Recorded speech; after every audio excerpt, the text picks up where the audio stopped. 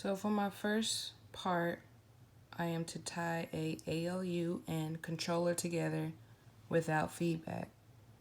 So here I have my ALU where I have two inputs, A and B,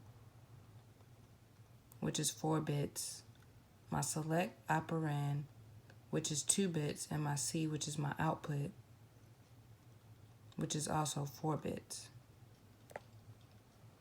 So here for the architecture of my design, if my operand select is 0, 0, then A and B will add.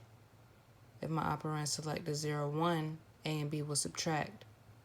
If it's 1, 0, then A and B will AND. If it's 1, 1, then A and B will OR. So here for my controller,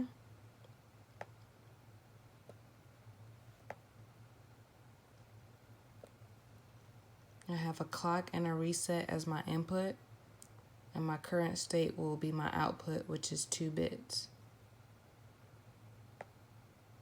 So for the architecture of my design, if reset is equal to 1, then it will go back to my current state, which is 0.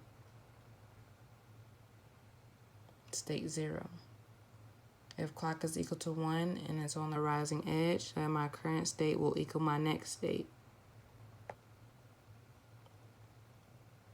So for example, if I'm at state 0, my next state will be state 1. If I'm at state 1, my next state will be state 2.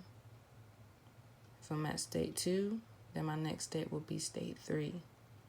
And if I'm at state 3, I will go back to state 0.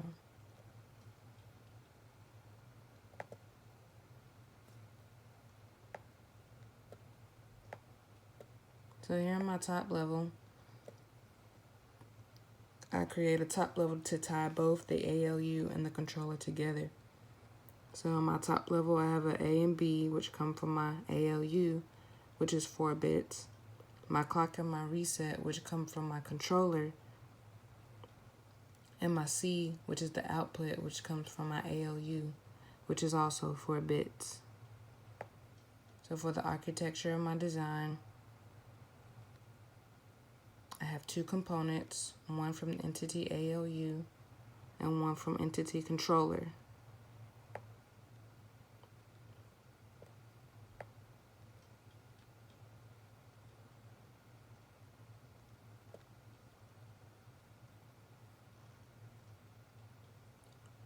Then I assign my inputs and outputs to the corresponding entity.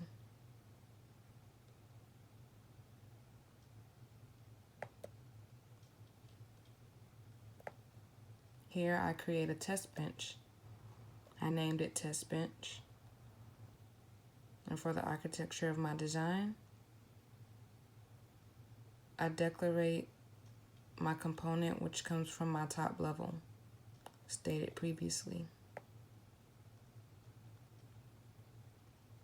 I instantiate my inputs from my top level and my outputs from my top level. And then I instantiate the port map of my top level.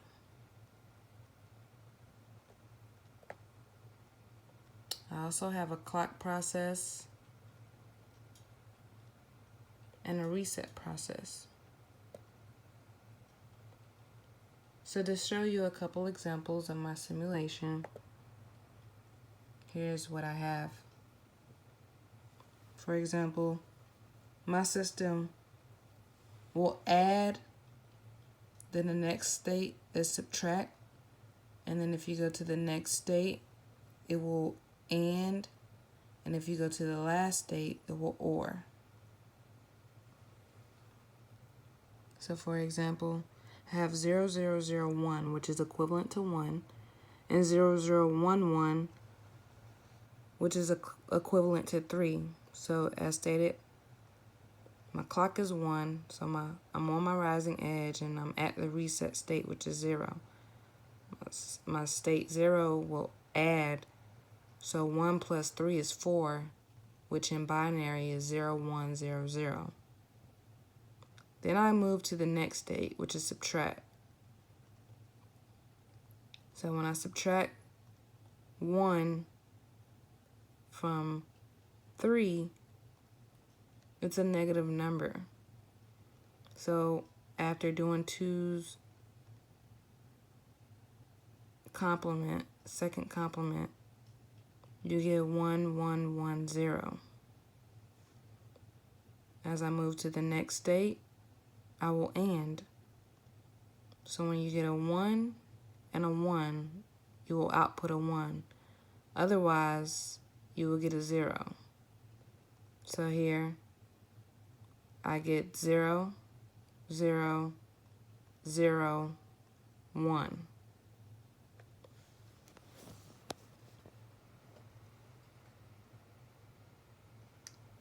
And then I move to my last state, and which is OR. So 0, 0, 0, 1 or 0, 0, 1, 1. When you OR, as long as it's a 1 in your input, then you output a 1. Otherwise, if it's 0, then you won't output a 1, you will output a 0. So when you OR 1 and 3, you get 0, 0, 1, 1. And then I have it to where I wait 20 seconds and I could provide another set of inputs. For example, for my A and B for this one, I have 0, 1, 1, 0 for A and 0, 0, 1, 0 for B. 0, 1, 1, 0 is equivalent to 6. 0, 0, 1, 0 is equivalent to 2. So again, I'm at my rising edge, and I'm at state 0 because my reset is at 1. So 6 plus 2 will equal 8, which in binary is 1, 0, 0, 0. I move to my next state, which I subtract. So this is a positive number. 6 minus 2 is 4. 4 in binary is 0, 1, 0, 0. Then I move to my next state, AND. Again, as long as you have a 1 and a 1, you output a 1. Otherwise, it's 0. So here I get 0, 0, 1, 0. And then I move to my next state, and I OR. So when I OR 0, 1, 0, 0, 0, 1, 1, 0, I'm sorry, which is 6, and 0, 0, 1, 0, which is 2, as long as I have a 1, I will output a 1. Otherwise, it's 0. So then I get 0, 1, 1, 0. And this is the simulation for my part 1 controller tied to a ALU without feedback.